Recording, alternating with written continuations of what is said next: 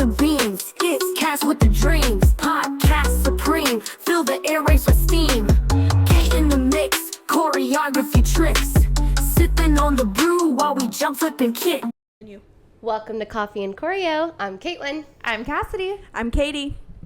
And today we're talking about kids being kids and when is it too much pressure for them? Yeah, especially in cheerleading and dance because there is a lot of pressure that gets put on these kids.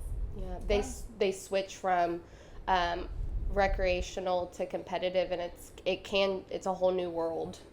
Switching from recreational to competitive dance and cheer. I'm sure y'all have seen that, but so practice. Talking about in practice, I have, especially with my little ones, still playing those games with them, because not doing the dance over and over and over again. Like, I let them play games. Their favorite is Floor is Lava. But, like, I let them do it. And sometimes I do wonder, like, what if the parents are thinking, like, why aren't they practicing? Why, like, all this stuff? And, like, you have to give your brain breaks. And I learned that at that convention we went to in New Orleans. I learned about giving your brains breaks, because kids need that. Oh, yeah. But yeah, I don't know how y'all see that with parents and stuff. I agree with that, especially with the age that Yeah. you have, like Alyssa's age and stuff.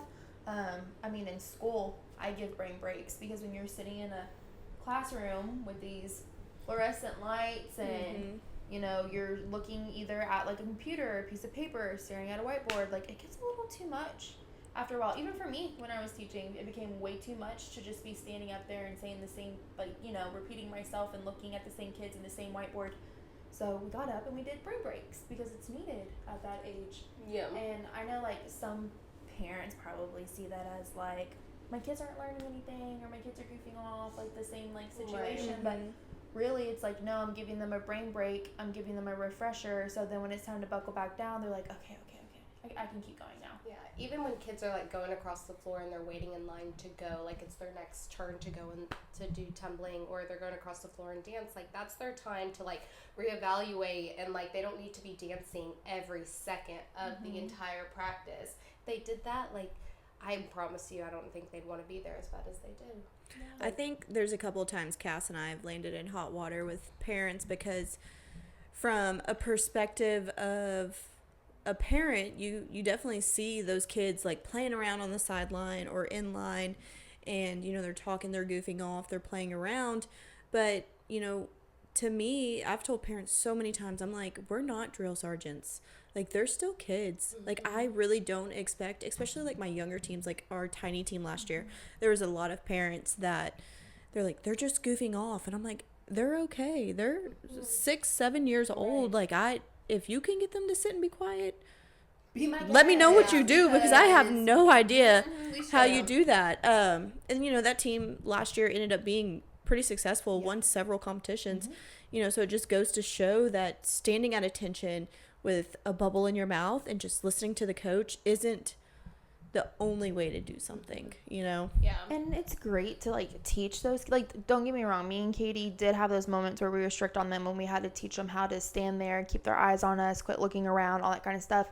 But that wasn't our expectation all like an hour and a half of their practice. Like, there were moments where we were like, okay, go get a water break and like sit for 2 minutes, or like just chill for 2-3 minutes. I say like that all the time. To go, like they'll sit in their spots and talk to each other and play little hand games or like do some cartwheels and whatever they need to get out of their body in that moment.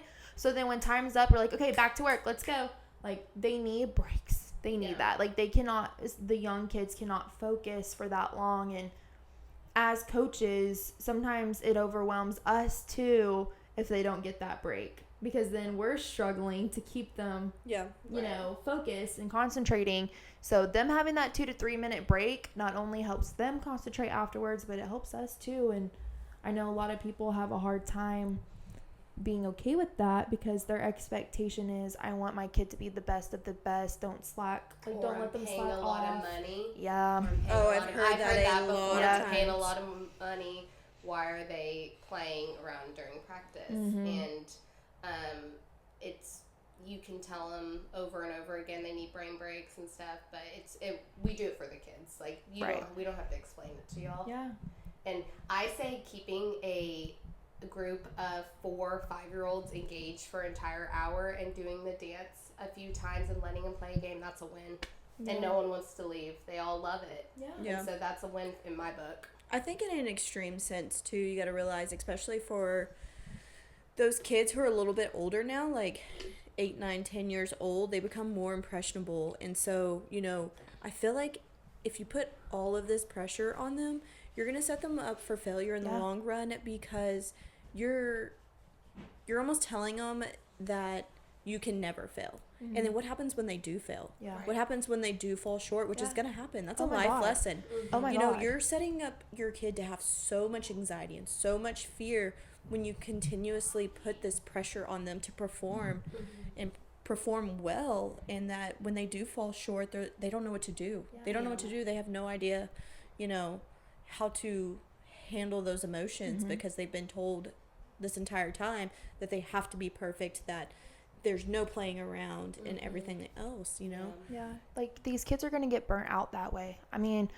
we had a really big group of, we call them the littles, when we first opened up. I mean, given that was 5 years ago, so they're those middle-aged kids now where they're like 10 and up. And when they started with us, we weren't as strict then as we are with them now, but that's because, one, they were younger, and so they grew into the, like, every year, the older I get, the little bit more strict the coaches are becoming. Like, we're working them into it instead of just like, okay, you're 5 years old, for an hour and a half, you don't get to do anything fun, you're gonna have to listen to me, do what I say, do it again, do it again, do it again. Like, you're gonna burn them out.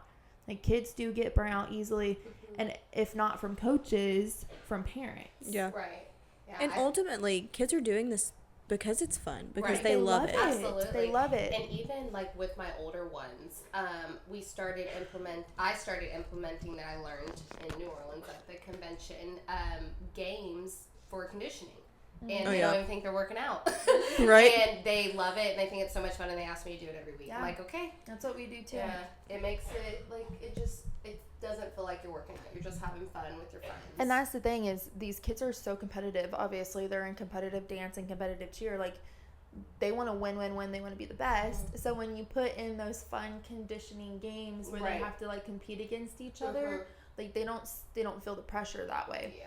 And so, I don't know. I just feel like some of these kids we've seen firsthand have too much pressure put on them, and then you almost start seeing like a regression. Yeah, Right. for sure. Right. I think there's regress. been a couple times we had a kid who was very young, but she's almost, I'm going to say like a freak of nature, because she was 8 years old and working on a double, which is insane. It's not very common at that age. And then she started to get a mind block. She wouldn't throw any kind of no-handed skill. So like, she wouldn't throw a back tuck, she wouldn't throw a layout, she wouldn't throw anything. And mom was really freaking out, and like, in a sense, mom was very supportive, but also like fussing at her, like, you got to get out there and do it, you got to do it, you got to do it. And I would tell this mom, I'm like, how about this? How about we take a step back? You let her just like come in the gym and hang out, and we put zero pressure on her. We don't force her to throw any single skill. Like, you just let her come in, and they play this game called like add-on on the trampoline, where they like do flips, and then their friend has to add a flip, and then you have to do that flip and add another flip, whatever. And then she was through her mind block within a month after that or so, because we just removed that pressure. Yeah. And mom had asked, like, why is she throwing it now? But like, when we do the routine or whatever, she's not throwing it. And I'm like, there's no pressure. Yeah. She's hanging out with friends. There's no pressure for her to be hanging out with friends and just goofing off. But as soon as we're on the floor and she feels that pressure, like, oh my God, my teammates expect me to throw it, my coaches expect me to throw it, my parent expects me to throw it, that's when all that pressure adds on, and they're freaking out. Yeah. They're freaking out. They don't want to throw it. And as soon as I feel like we were able to all be on the same page and allow this kid zero pressure, like, even at practice, if she didn't throw it, there was no fussing at her. Right. Yeah. And so I think when everyone was on the same page of we all just need to back off of her and let her figure this out herself, she is literally back to the way she used to Yeah. be, if not better. Mm-hmm. So I feel like mentally she's just better Oh too. my Like I God, haven't yeah. seen a hint of what that kid went through mm-mm. at all recently. Yeah, knock on Knock wood, on please. wood. Yeah. What about, because this just came to mind, parents comparing their kid to other kids? That's a big no-no, y'all. Y'all gotta understand that some, like, all kids are just built different. You know, I have seen so many kids walk through that door, all different shapes, sizes, and some of them are just naturally inclined to cheer or tumbling or something. And they're like, well, why isn't my kid at that level? That kid's only been here for a year and she Right. surpassed my kid. And I'm like, Right. every kid kind of has their own growth, their own timeline, you know, their own path. And just because it takes one kid a little bit longer to get there, or it takes a kid no problem to get there, Yeah. you know, that doesn't Right. And I change see, anything. Yeah, I see that same on the dance side, especially when they're really close in age and one is doing like a different skill rather than the other and they're the exact same age. And I have to remind the kid and the parents that you have to trust the process and you have to get step one before you can go to step two. And it doesn't matter what age you are, because you can start dance at any age. And some take other classes more than others, and it just depends. But yeah, I just wanted to bring that up because I do see that with kids on both sides of, well, she has her skill, she has this, you need to go learn that because you're the same age or something. We have some kids who haven't returned, not because they felt like they couldn't keep progressing, but their parents. So we've had parents be like, if you don't get your back handspring, you're not going back next year. Or if you don't. And I feel like that's just, you know, I'll never tell anyone how to parent their kid, but, you know, Especially if I they're feel like that's older. just sad too. You know, you're ripping away something they love because they're going through, you know, kids go through mind blocks or have regressions for all kinds of reasons. It could be, you know, especially if in situations we've seen where like mom and dad are getting a divorce or a really close family member just passed away, and like that turmoil gives them a mind block and makes them go into aggression. Or the biggest one that we see all the time is growth spurts. So when kids go through growth spurts, they're like, oh my god, why is my tumbling so bad? And we're like, it's probably a growth spurt, baby. You have to You're retrain your kind of body. almost having to retrain your body. And, you know, it's sad when at the end of the season, the parents are like, well, you didn't get your skills, so you're not going to get to try out this season. And you're just already telling your kid you're not good enough. And the thing is some of these kids who love this sport are not tumblers. Oh, no. There are world's athletes, kids on world's teams that win worlds. Like, for example, Top Gun All Stars TGLC. We've had the pleasure of, you know, doing classes with the owners of that gym, and one time they had said, somebody had raised their hand and asked about like, oh, you know, choreography must be easy or whatever when your entire team knows how to tumble. And he was like, I've got like 10 plus kids on that team who can't even do a standing tuck. Yeah. But they're on a world's team. And it's because every kid has a specialty, whether they are an amazing flyer, an amazing stunter, an all-around athlete, just whatever it may be. Everyone has their specialty. So, like, we have kids on our teams who, like, if they're on a level 4 team, it's because, you know, they're a badass base or a badass flyer. They can't tumble to save their lives. That's okay. That doesn't mean they don't belong on that team. If they can put up a level 4 stunt and make it look good, and they can pick up on all the fast choreography and all that kind of stuff, I don't care if they can't tumble. Yeah. They're not affecting my score. I don't care. Yeah. And I think some of these parents, you know, might see other kids their age and are like, well, you can't do this, so you know what? You're not good enough to do it. You're not coming back. When you go get your back handspring, you can come back. It's like, no, that child was on that team for a reason. Like, specifically, we had a kid who didn't come back this past year. She didn't have any of her tumbling for that team, but she was a darn good bass, a darn good performer, jumper, like dancer, everything else. She just couldn't tumble. Yep. And she wanted to come back, but mom didn't want her to because she didn't have the skills. skills So being there's tumbling. a spot for everyone. Yes, There's a place absolutely. for everyone has a place. And they Katie all- has that in the contract too. Yeah, I made it very clear. I was even a little proud of myself for my little quote. It was, we in our tryout process, we outlined, we used Sally Sue as an example and talked about pretty much like how her placements would go. And first we would evaluate, tumbling to get an idea. And then we also take into account stunts and everything. And so we made it clear that like if you didn't master these tumbling skills, you weren't going to be on this team. But I put a little insert in there and I'm like, some athletes are an exception to the rule because they are exceptional when it comes to basing. Yeah. And so that means even though I have a kid who could probably throw every level 3 skill in the book, but I placed her on a junior level 3, but I placed a kid who was a non-tumbler on that 3, and then mom's mad. Well, she has all her skills, so why is she on this team?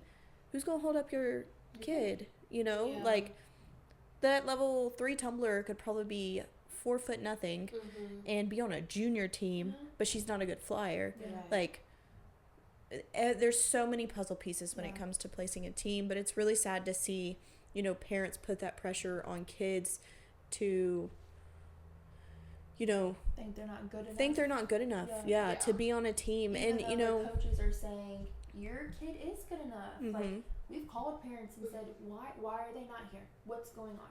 Well, her tumbling's not where it needs to be. Blah blah blah. That doesn't matter. Tumbling is not. I feel like in this sport, parents think that tumbling is the end all be all, Mhm. and it's not. It's not. Like, I mean, I will say right now, we were on a level 5 team, which was a world's team back then before level 6 was made, and I got my full when I was a freshman, got a mind block, stopped throwing my full, but I was still able to be on the team because I was able to hold up my end on the other stuff that I was Yeah. in. Yeah. Like, I was still a good jumper. I was still a good dancer. I still threw all the standing tumbling Yep. passes. I threw the triple toe tuck that they made us do back in the gap. I'm so glad that's not a I thing could anymore. do everything else my coaches needed me to do, but I couldn't twist anymore. But if my coach or if my parent or whatever came up to me and was like, "You're not good enough to be on that team because you can't throw a full," Yeah. like I could only imagine how I would have felt in that moment. Been like, "Oh crap, you know what? I'm not good enough." Yeah. I think it's just detrimental at this point, and it's not just parents, coaches or even other teammates that are making kids feel like they're not good enough to do something.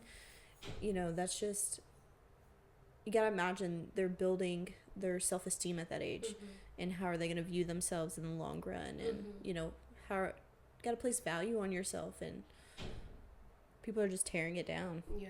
And that's exactly how it is with dance. We have some kids that are super flexible but can't turn. And we have some kids that can turn for days but can't jump. Mm-hmm. But that doesn't mean I'm going to make a team of jumpers and then a team of leapers and a team of turners. And then a team of all kids that are so flexible. You take, you have some great turners and you have some great jumpers and you have some kids that are really flexible, some great kids that have great musicality, and you make an amazing team. And you highlight Yeah. those certain kids on what Yes. they're good at. Mhm. And same for us. Yeah. I just wish a lot of the times when the kids are freaking out or having anxiety attacks or whatever it may be, we try, me and Katie do put pressure on the kids.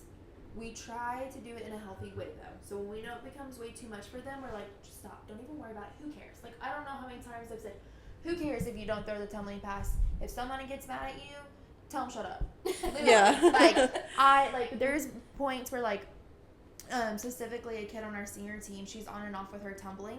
So sometimes she won't throw it at practice, but at competition, she will throw it or whatever. And backstage, she gets herself worked up because she feels all this pressure. Mm-hmm. And I always tell her every time, who cares? Who cares? If you don't throw it, you don't throw it. The world's not going to end. I still love you. Katie still loves you. Mm-hmm. Who cares? Yeah. And when you take that pressure off of them, she throws it every competition. But backstage, I make sure she knows who freaking cares. Who cares? You don't throw it, guess what? A year from now, no one's going to remember. No one's going Right. to care. Mhm. No one's going to care. And so I feel like if me and Katie switched it and we were like, if you don't throw this tumbling pass at You're competition, off the team. you're going to run when we get back. I bet you that child would not throw her tumbling pass. No, Oh, no. not at all. Nope. And I think parents don't understand that. Like, I don't think some parents do. Some parents are like, thank you for loving Understanding, her. Thank yeah. you for supporting her. Thank you, for not adding on to the pressure. And then some parents are like, no, go tell her to do it. Go. And I'm like, no, you're going to make it worse. Stop it. Yeah. Like, stop it. I'm trying to help your child. Mm-hmm. Like, just let me do what I need to do to get your kid where they need to be. I think sometimes parents and coaches need to take perspective about how hard we're being on these kids and, how is that going to end in the long run? In the moment, everyone is competitive. You wouldn't be in this sport. You wouldn't be in cheer and dance if it wasn't competitive. If you were passive, this is not the sport for you.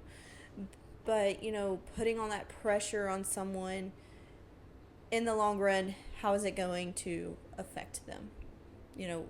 Especially when it's like a mini level 1 team, I'm not going to coach them like it's a world's team. No. A world's team probably needs all the pressure. Yeah. And then a mini 1 team probably needs, some, but, let's have some fun. 25% of that pressure. Yeah. You don't want them to get burnt out. You want them to hate the We sport. want these kids to grow within the gym. Like our littles that we were talking about from year 1, majority of those kids are still with us. And Yeah. I bet you if we harped on them as much as, other coaches that we see at other gyms or the amount that parents harp on them, if we harped on them just like everybody else, they wouldn't be here. And not only would they not be here, they wouldn't be as far along Yeah. in their skills. Yeah. Because I just feel like when you put so much pressure on kids, that's when they get hurt Yes. because they're trying to push themselves past boundaries that their mind is not comfortable with or their Mhm. body's not comfortable with. And I feel like since we haven't done that, like these kids have just grown so much. And like now we have this second set of littles, like circus, we have this second set of littles, and we want to do the same thing with them. We want them to not feel so much pressure. Yes, we still expect to win, but we don't want them to feel so much pressure to be better than anybody else in the gym or any other gym or any other team or whoever it may be. We don't want them to feel that much pressure because then they're not going to be our next set of amazing kids. Yeah. Right. I think They're it's gone. all about balance and Yeah. how much pressure you're putting as much as, how much fun are we having. Yep. Right. Imagine explaining to my 5-year-old child, like, you're going to go to practice and you're going to shut up and you're going to do exactly what I say and then you're going to go home. She would be like, and I quit. Yeah, we Yeah. want to make them love it. We can talk about competitions and winning from competition to competition. I'll go first on the dance side. So getting in that first win, it feels good. It feels good, and especially when it's their first win. And mama sees it, dad sees it, you take the photos, okay, now it's the next competition, okay, but you have those practices beforehand, you're like, okay, I felt what it feels like to win, you correct it, you do all the things you need to do, okay, you're at that competition, and everyone around you is like, oh, you're going to get first place again? You're going to get first place again? And they feel it, and I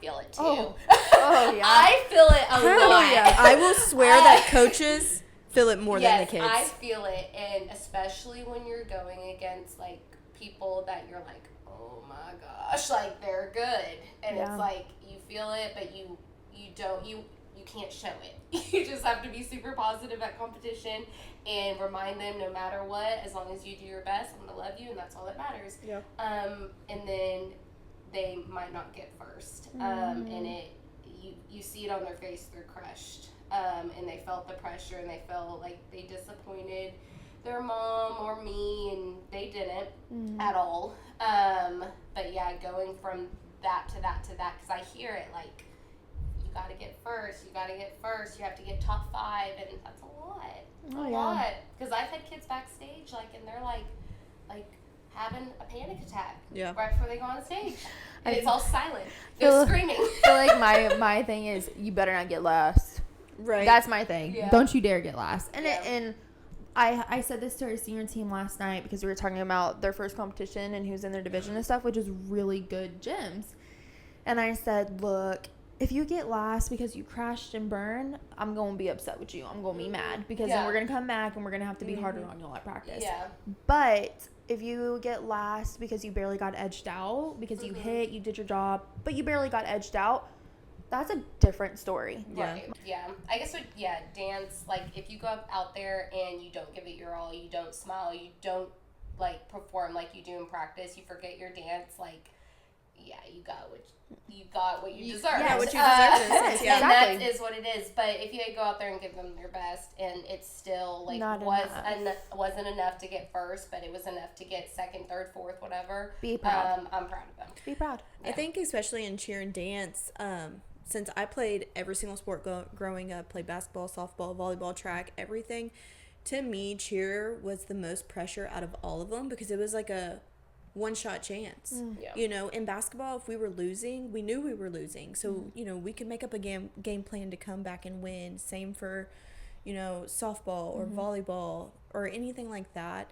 Whereas in, like, cheer and dance, you just go out there and you perform and you hope it was your best. Yep. And There's you no know, telling you what leave. happened. Yeah, you leave it up to the judges. So Yeah. to me, that in a sense just already has so much pressure. Yeah. Because it's different judges at every competition, Like- and you have no idea who they are. Yes. They could love tap, or they could Hate it. tap.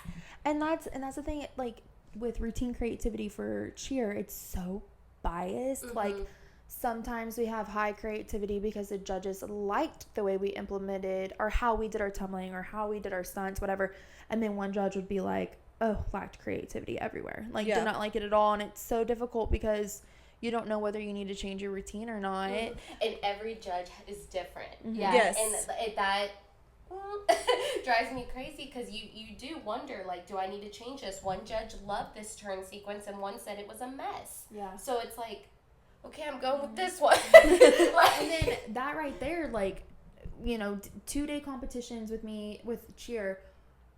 On day 2, we get with the kids and we read the score sheet to them. Right. And it's not to put more pressure on them, it's to be completely open with them and yeah. not hide anything. Right. So that way going into the next day, they know, like, okay, like, the judges did not like our showmanship. The judges thought we were sloppy in our dance. The judges, you know, said all of us flyers are sticking our butts out. Like, and I know sometimes day 2 can be a little bit more pressure, especially like in 2 different ways. You're winning and you want to stay there, Yeah. or you are barely losing and you need to catch up. Yeah. And I know, like, for coaches, like, I'm nervous the entire week. I'm nervous right now. We have competition. We have like competition I have in a butterflies month. in my stomach because I'm Yeah. freaking thinking about it. We have competition And, in a month, and me and Cass are both like anxious over Yeah. it. Mainly because we saw the team list. There's really good teams, and there's just so much pressure riding on being successful. Yeah. Right. You know, even from as a coach. And we have one team that's on I would like to say a redemption tour this year. Yeah. I mean, last year they were one of the highest scoring teams ever in our gym. They were absolutely killing it every competition, hitting zeros at almost every single competition. If not, it was a minor deduction. Went to arguably the third biggest competition in the nation and came home a winner. Went to the second biggest competition in the nation, came home a winner. Went to their very last competition and Came home in third. came home a third. And that was an absolute crush. I mean, I have never seen these girls, some of my girls who we've had for years, I've never seen cry. And then that day they cried. Yeah. And it was hard because we almost felt like we didn't agree with it. Yeah. It almost felt like, in a way, we were cheated because there were things that were put on the score sheet, taken off execution-wise, that were things that were not in our routine. And they Did y'all wouldn't. argue them? We're not allowed to. We're not allowed to argue execution. And even though we tried to talk to them about it, they refused to talk to us. So even though they took off points for a skill we did not do, and like I was like clarifying, and they were like, "Sorry about it," and Yeah. I'm like, "What do you mean?" Oh And my then gosh. they Yeah. made a comment about their tumbling, saying that their standing 2 to a tucks or back handsprings they needed to speed up the back handsprings into the tucks. But they were on count. And like, they're not allowed to comment about speed, yeah. which in the moment we did not know about. In our conference in New Orleans, Yeah. I talked I to learned so much there. a D1 coach from Brandon All Stars, and he was telling us that judges cannot comment on speed anymore. So if you want to do your slow, beautiful back walkovers, you better do your slow, beautiful back walkovers, like all this kind of stuff. And I was like, wait a minute. And I got out my phone and I pulled up the score sheet. So I was like, I could have sworn they said something about speed. Sure enough, the word speed was in there, and I had told him that, and he, was straight up like, that judge didn't know what they were doing. That judge didn't know what they were saying. And he said they were not allowed to do that, and if they do it again, let me know. Yeah. Because he's big in the tumbling world and Right. stuff. And so that right there, that was 4/10 of raw score, which would have been 8/10 in their overall score, and that at least would have gotten, they would have gotten second, but they would have been so much closer. Yeah. I think to it that first wasn't, place team we as weren't well. upset necessarily with placement. I mean, we were, but it was the point span. Yeah. Because, they had already performed against all these teams and beat them By a by a lot. pretty large point span, and then turned around and lost by a large point span. So And I it was thought like that they was had their to best double their score performance, too. almost To to get there. Yeah. To first. So now they have all this pressure. they do. Yeah. Yeah. They're going against two of the teams that were in that division. They're for sure going to go against them at NCA, and that's the competition that And they won last we year. say, both of those teams were good. So I'm Mhm. not going to take anything away from, the placements from those young kids, because they deserved it in a sense. I mean, Cass may disagree with me, but the team that got first, it was a toss-up. Like, I would they agree were it's a very toss-up. much deserved first. They They came out, they performed. They looked performed great. well 2 days in a row. Yeah. They got first, and I'm okay with that. I just don't like that an entire routine had to be changed for them to get first. Yeah, sore loser. Yeah, I'm very sore loser. Um, I feel like But yeah, now Queens this year just has a lot of pressure to perform well and to succeed. Yeah. yeah, and they know that. They know that. They know there's a lot of pressure on them. And I was talking to Katie yesterday. I said, one thing I do like about this team is, they are arguably the best kids in our gym. They just grow. I muted myself.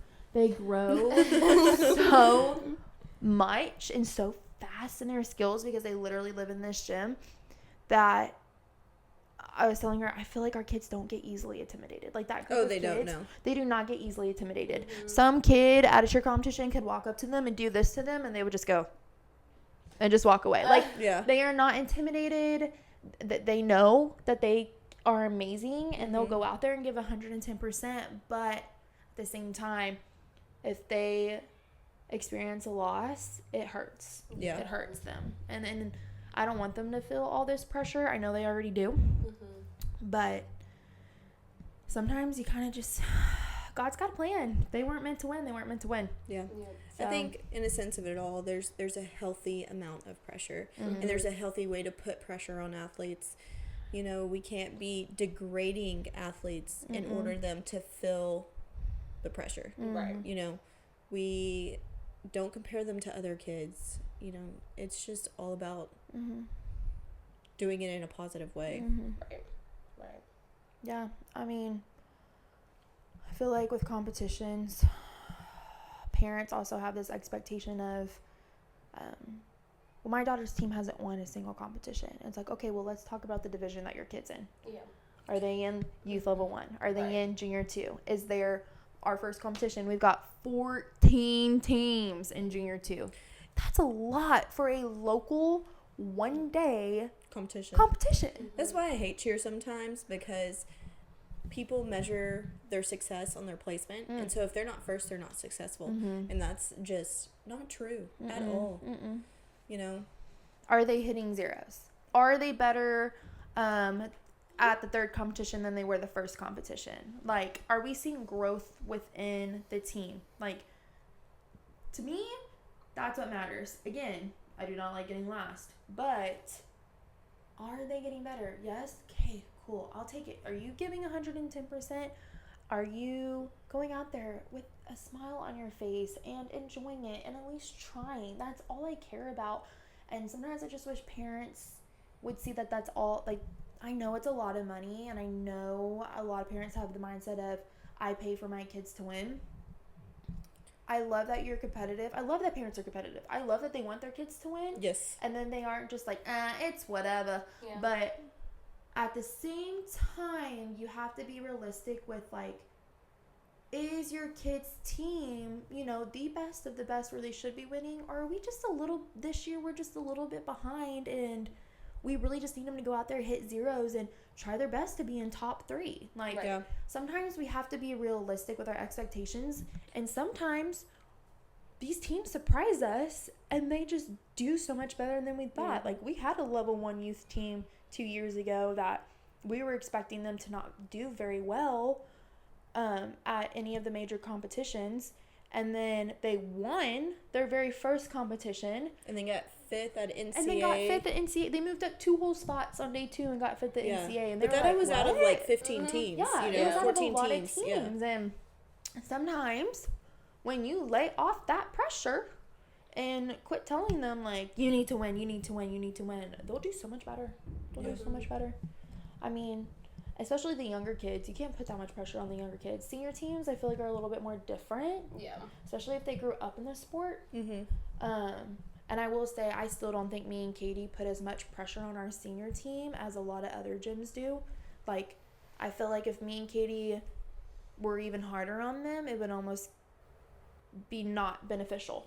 I think there's some kids who can handle it and some can't. You just gotta recognize the kids who can handle the pressure and who that pressure will break. You know, and moral of the story is you gotta let kids be kids. They're here because they love it. They're here because it's fun. You know, there is a time where pressure is too much pressure. Yeah. You know, whether it's at competition, whether it's in the gym, whether it's at home. Yeah, I agree. Yeah, the amount of life lessons we teach here, is crazy. And that is so true. You gotta let kids be kids, even outside this gym. And I understand we pay a lot of money for this. I'll Yeah. speak from experience. When I was growing up, my mom worked like 3 jobs Yeah. so that I could do cheer. And I hate it when parents say, I pay a lot of money for my kids to win. I'm like, listen, if I could pay off the judges to win, I would. Yeah. I really would. I think I I think I told one of my parents that when he said that in a meeting in front of all these other parents, and I was like, if I could bribe these judges, I would. But, you know, morally that's wrong. Yeah. And, you know, I don't want to be banned. Yeah. So, you know, it's just about the work we put in, and we got to recognize other gyms are good. Yeah. We cannot control the outcome of a competition, especially when we live in Texas and everybody's freaking good. Right. Especially since, like, you know, we've moved closer to Bastrop, so we're expecting, like, Growth. next season to Yeah. have more growth because we're closer to more of those bigger towns. But some of these gyms, like D2 gyms, live in the heart of a major city. Houston, Austin, San Antonio. San Antonio. And then some of these gyms have the whole entire valley Yeah. coming to them. And, like, valley gyms are good. Oh, yeah. Like, I love those, valley gyms. love me some valley gyms. And so that's the thing is, like, not only is this only our 5th year, we were in a teeny tiny town. A population of 4,500? Yeah. Yeah. And we just moved closer, about 10 miles closer to a bigger town. And so, you know, next year we're hoping to have a little more pick, like, Yeah. selections coming in. But thing is from where we started, how many years in we are, the resources that we have kid-wise and coach-wise, because nobody wants to come From Austin. from Austin to coach at this gym. So, you know, when you have to hire people that you grew up doing cheer with and stuff, you know, you're coming out of retirement. When me and Katie came out of retirement, we had to reteach our brains how to do this again. Like, yeah. It's almost like, hold on, let me step in. Is this like riding a bike? Yeah. And so I think parents forget that we are doing very well from where we're located, how many years in we are. We've seen not only, like, success within competitions, but, like, success within, like, our kids outside of competitions in the cheer world, whether they're making All-American at their school cheer camps, whether they are becoming varsity fashionistas, rebel ambassadors, like, Cheering in college. cheering in college. We have kids in college. Like, there is a lot of success that has come out of this gym in such a short amount of time. And I feel like if we just lay off on the kiddos let them have fun. Let the pressure, if anything, only come from their coaches, not the parents too. Let the pressure come from the coaches, and I feel like we're going to see the growth that the parents want. Yeah. I do. So I agree. Got anything left? No, gotta go practice. we all have to go to practice. We gotta go now. put the We gotta pressure practice on. there. Let's say we gotta go put the pressure on, guys. Yeah. Yeah. So until next time. Keep your coffee hot. And your toes pointed. Bye. Morning routine, got the green with caffeine. Dance on the screen, triple threat, mean. Cat got the groove, K smooth as silk. Katie in the groove, rhythm thick as milk. Break it down, sip it up, dance in the town. Host, hold the crown, never gonna slow down. Podcast fam, dance hard, jam slam. Caffeine and moves, keep it tight, no sham. Feeling that rush, cats making a hush.